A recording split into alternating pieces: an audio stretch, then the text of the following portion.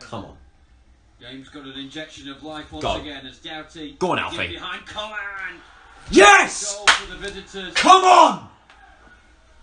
Just Yes! The game was really coming alive. Oh my god, that's massive. Fucking Fucking get in there! Come on, you Reds! That is massive. Something scrappy. Bellingham, low end, team with a chance, and it Oh my god, they have as well. The equaliser from Lukas Jukovic, and his 15th goal of the season is by far the most important one for Blues. How scrappy can you get? Diving in, making sure that the second chance wasn't going to go to. Oh, for fuck's sake! And it goes over the line. We was safe then for a minute. We was actually safe. We was actually safe. Would you believe? Charlton were running back, trying to desperately salvage it from going over the line. Yeah, that one hurt. So people, how are you doing? Welcome to a match review of yesterday's game at St Andrews between Birmingham City and Charlton Athletic. The Addicts' most important game of the championship season. We needed to go there and grab the 3 points. The 3 points more than likely would have seen us safe. However, that is not what we got, as we have gone to Birmingham and come up short yet again. A 1-1 draw between the two sides. Lukas Jukovic's 93rd minute, last minute equaliser was enough to give Birmingham an all-important point to secure their safety and puts the Addicts right in the thick of it once again. We take the lead early in the second half. We do really well to defend it. Look set to come away with that all-important 3 points and help us out massively. And we come up short yet again.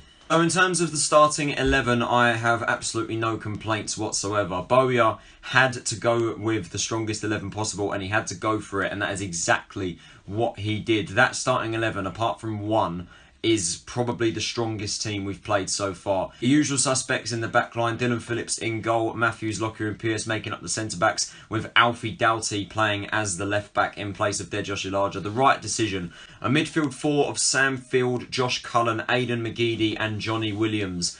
That midfield four, superb. Could not have asked for anything more. All four of them have got some speed about them. They've got some creativity. Having Williams and McGeady on the pitch at the same time showed intent, showed that Bowyer wanted to go out there and win that game. And the front two for the Addicts were Macaulay Bonne and Tomar Hemed.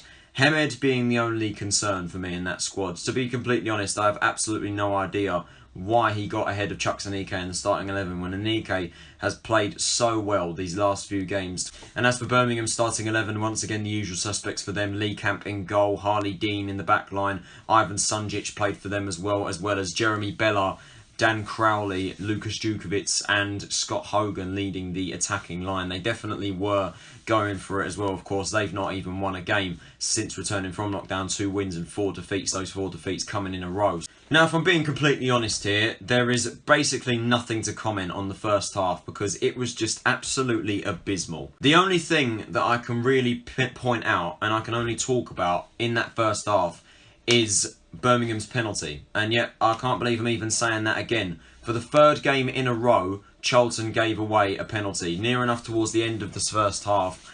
Josh Cullen got put under pressure from the Birmingham defenders, gave away a stray ball straight down the middle of the goal, played in Jukovic. Jukovic puts the ball in front of him, Phillips takes him down, and the penalty is given. You can see that Jukovic does put the ball in front of him, but you do see that Phillips does wipe him out. Anyway, a penalty is given. Scott Hogan, he steps up, takes the penalty, goes down the middle, but Phillips gets a hand to it and he blazes his rebound well over the bar. If it wasn't for Phillips' heroics, we would be completely out of that game because seriously, we were absolutely abysmal in the first half. We were absolutely diabolical. Birmingham, of course, had a lot more of the ball, had more attacking chances because we barely had anything in that game. You'd think with the players in the middle that we had, Williams, McGeady, Cullen and Field, we had those creative players in the midfield, yet we're still smashing the ball forward from our defenders to the attackers. What are we doing? If you play it through the middle, in that first half, we've got half a chance to get a goal. Yet you still insist on smashing the ball forward from the defenders to absolutely no one, or when it does go to our forwards, Hemed and Bon can't beat the likes of Harley Dean to headers. Because I don't even recall our strikers even winning the ball at any certain stage. But that first half was dull. It was boring to watch. Neither team really had that many attacking chances. Birmingham definitely had a lot more of the ball. But Charlton were just the same old, same old. We were just playing the same way that we were the last few weeks, punting the ball forward from our defence to the attackers. The midfield four, who are very creative and are capable of creating something and making chances in a game, had nothing in that first half because they didn't get a touch on the ball. Because we just smashed it forward to our forwards, who were ineffective the entire game. They did absolutely nothing. So the first half ended, Blues 0, Charlton 0. Birmingham obviously had a lot more of the ball. They created a couple chances, nothing too scary though. Their penalty though was the only decent chance of the game. I was on Brummy Joe's fan moan stream. If you haven't seen it, be sure to check it out. I was saying to him and his dad, I was saying to him that if we get the midfield into the game in the second half, I'm pretty confident we're going to win the game. Because it was very clear that Birmingham's attack wasn't having that many chances. They did have a lot more than us, but they weren't coming to anything. The one thing I wanted us to do that second half was to bring the midfield into the game. I've been saying it since the start. Since we've come back from lockdown, I've been begging, crying out for us to at least play the ball through the middle. And I finally got my wish. In the 57th minute, Charlton took the lead. I said to Brummy Joe as well on his stream, the first team to score is going to end up winning this game. And the Addicts, against all the odds, after that first half, but in the second half, we brought the midfield into the game and we came away with a goal in the 57th minute. And it was in similar circumstances to our goal against Brentford. The ball was played out to Johnny Williams out on the left-hand side. He sprinted forward, played in Alfie Doughty. Doughty used his pace to skin Colin, got round him, played it inside the box, squared it into the 6-yard box. And look who's there. That's right, Macaulay Bon puts it away from inside the 6-yard box for his 10th goal of the season. The right place at the right time. Pretty much the only thing he's done all game. But he came away with the goal, enters double figures for the season, and Charlton look on course to come away with a vital 3 points. Thankfully, after that, Tomer Hemed was relieved from the pitch. Chuks Aneke came on, and once again, Aneke comes on and he makes an impact. How many times has this guy come off the bench and he's made an impact in every single game since we've come back? How he didn't start the game, I have absolutely no idea. And seriously, we had 2 unbelievable chances to make it 2 or 3-0. One of them came through Chuks. He got the ball out on the left-hand side. He battled well. Absolutely murked one of their defenders. Put it past 3 of their defenders. Sprinted inside the box. Squared it into the 6-yard box again. Bon was there once again. And Lee Camp, I have no idea how he managed to pull the save off. Bon puts it down the middle of the goal. Camp pulls off a brilliant save, and it is eventually cleared by Birmingham. Once again, a chance like that you've got to be taking. And Aidan McGeady as well. McGeady was absolutely superb this game, and he nearly found the back of the net for his first goal for the club as well. And it was a similar shot to what he had against Reading. He got the ball near enough inside the box, took a shot on the left foot and struck the far post. Once again, something like that needs to be going in. McGeady is due a goal. He's certainly getting away some shots now, and he's been playing well recently. Birmingham did have a decent chance of their own. They had a free kick. It was crossed in. It was headed away. It fell to Ivan Sunjic. Sunjic had a first-time shot on the left foot. One of the Birmingham defenders jumps out of the way in time, and Phillips gets down really well to pull off a brilliant save. It's a brilliant shot by Sunjic. Phillips gets down really well to pull off another brilliant save. Phillips once again keeping us in this game. Now, let's be real. We all saw this coming. Charlton are 1-0 up. We've had a few decent chances to take the lead. We're playing well. 20 minutes to go. You can probably guess what happens. Yep. Bowyer makes defensive substitutions. Williams came off. Field came off. Doughty came off. Williams and Doughty were absolutely superb. To bring them both off at the same time, I felt was a bit off. I felt it was a bit strange. And obviously they were replaced by Darren Pratley, Ben Purrington and Albie Morgan. You can see Bowyer's intent to sit back on this 1-goal lead. And with 15 minutes to go, Naby Sarr came off for Aidan McGeady. So another creative player was taken off and Sarr came on. And I just don't understand why he insists on doing this. We were playing well with the team we had. And had he not made those defensive changes, I felt we could have gone on and won that game with the players we had on that pitch, in my opinion. Because we were doing enough to keep them out. Yet you bring on 3 defensive players, Pratley, Purrington and Sarr. We go to essentially a back 6 with Matthews, Lockyer, Pearce, Sarr, Pratley and Purrington. And you invite pressure. But they weren't threatening us with goal-scoring opportunities until we invited that pressure on. We were giving the ball away quite cheaply through the middle. Josh Cullen and Sam Field, in my opinion, were definitely not up to scratch. Cullen in particular gave the ball away like 4 or 5 times that game. But I felt with the players we had on that pitch at the time we scored the goal, and at the time Bon had his shot saved and McGeady at the post, I felt those players would have been enough to win that game. Yet Bowyer, once again, makes defensive changes. We sit back for 15 minutes. 7 minutes get added on. I have no idea where the ref got 7 minutes from. And you can only guess what happened next. They get the ball from the left-hand side. They'd been trying to cross balls into the box, but we were able to deal with it. They were scaring us with the crosses. But they got the ball through the left with Jude Bellingham, who caused us havoc when he came on. Bellingham swung the ball in the box on the left foot. I think Harley Dean got a shot on from inside the box. Phillips got a save to it. It came back out towards Lukas Jukovic. Pearce tried to get there. Jukovic took a shot. It came off Phillips and crept its way in the far corner. In the 93rd minute, Blues get an equaliser. And I felt sick. I felt horrible. Like that was a bit of a wallop, that one. A game that meant so much to our season. A game that had we had won it, and we looked on course to have won it, we would have been safe. I felt we would be okay. We would be Championship football nailed on. Don't get me wrong, alright? It does my nut in when I see people that are Bowyer out, alright? It does my nut in. I don't understand how people can turn on Bowyer and blame him for this season, because it's not his fault.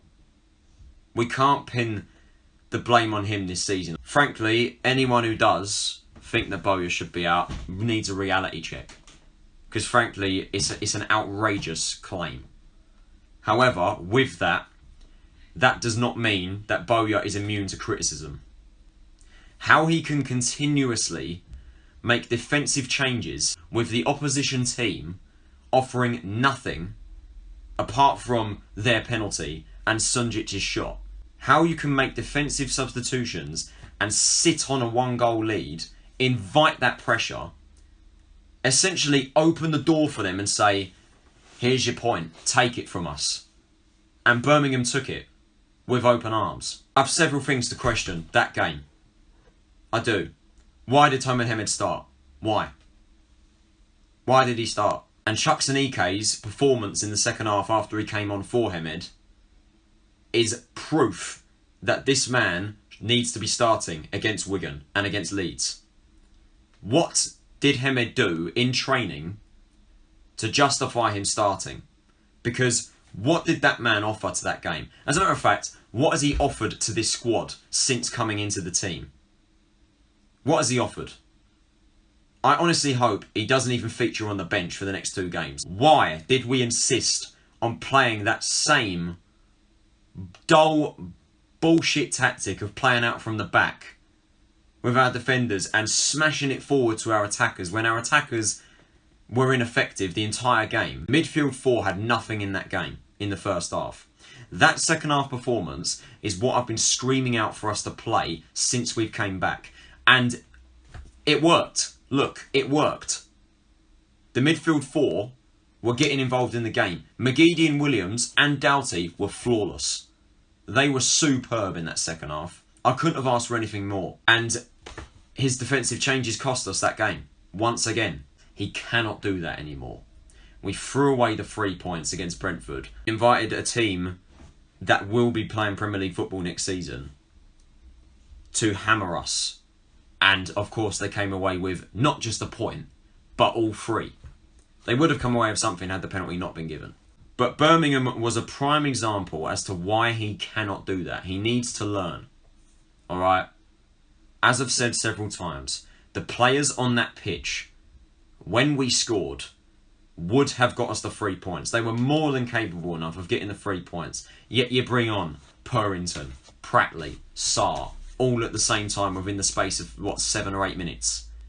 You invite a team that offered nothing going forward until we made those changes to hammer us. So after yesterday's result, Charlton remain in 21st place on 47 points, 2 points clear of Hull City and Luton Town.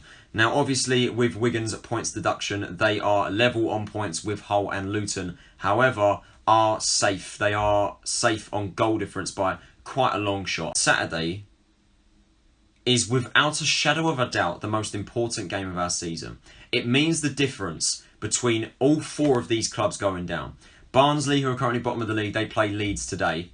In my opinion, if Barnsley lose the game, which is a massive possibility, the Tykes are pretty much nailed on to go down. If we take Wigan's points deduction into an account, Saturday is 20th against 21st, 22nd against 23rd. You take a look at the scenarios of that game, of what could have been, and it shows you how important that 3 points against Birmingham was. If we go and nick a point against Wigan, with Hull and Luton drawing, had we beat Birmingham, survival, nailed on. That's all we needed to do. Had we held on and come away with the 3 points against Birmingham, if we got a point against Wigan and the Hull and Luton game was a draw, we'd be safe, nailed on. If we beat Wigan, we're safe, regardless of the result between Hull and Luton. Theoretically, that will be us safe. And that just shows how important that 3 points against Birmingham would have been. All we needed to do was go to the Valley, play against Wigan, salvage a point. That's all we needed to do. But now we find ourselves in an even worse situation where we need to beat one of the most informed teams in this league. And if we've come up short once again against Wigan, I can't say I have much confidence. This win, this 3 points against Wigan, is vital. A point is not enough. A defeat will see us going down, in my opinion. And Bowyer needs to understand that. He needs to understand that Tomer Hemed can no longer feature for this team anymore. He needs to understand that Chukwuemeka has to start ahead of him. He needs to understand that the midfield 4 need to get involved in that game. Because looking at that second half performance against Birmingham, if we play that way against Wigan, we'll have a fighting chance. He needs to understand that he needs to sack off that hoofball style of play because it doesn't work. And I've told all of you this since we came back against Hull City. And above all, he needs to understand that he cannot, repeat, cannot sit back on a 1-goal lead, invite pressure, especially against a team like Wigan, who put 8 past Hull. If you didn't do it against Birmingham that early, we would have been alright. I think we would have held on to the 3 points, we'd be safe. Anyway. That's all I've got to say. So that is it for this match review, guys. I hope you guys did enjoy it. If you did, can you possibly leave a like, subscribe if you're new around here, turn on those post notifications so you're notified of when I post. What did you think about yesterday's game? Let me know in the comments below. Saturday's make or break for us. If we win, we're safe. If we draw, it's down to Leeds. If we lose, we're down. It's as simple as that. This has been Tyler Rowlinson. Have a nice day. And I will see you all on Saturday for that match against Wigan Athletic. It's make or break for this club right now. It's all down to the boys. Come on, Charlton. Get those 3 points.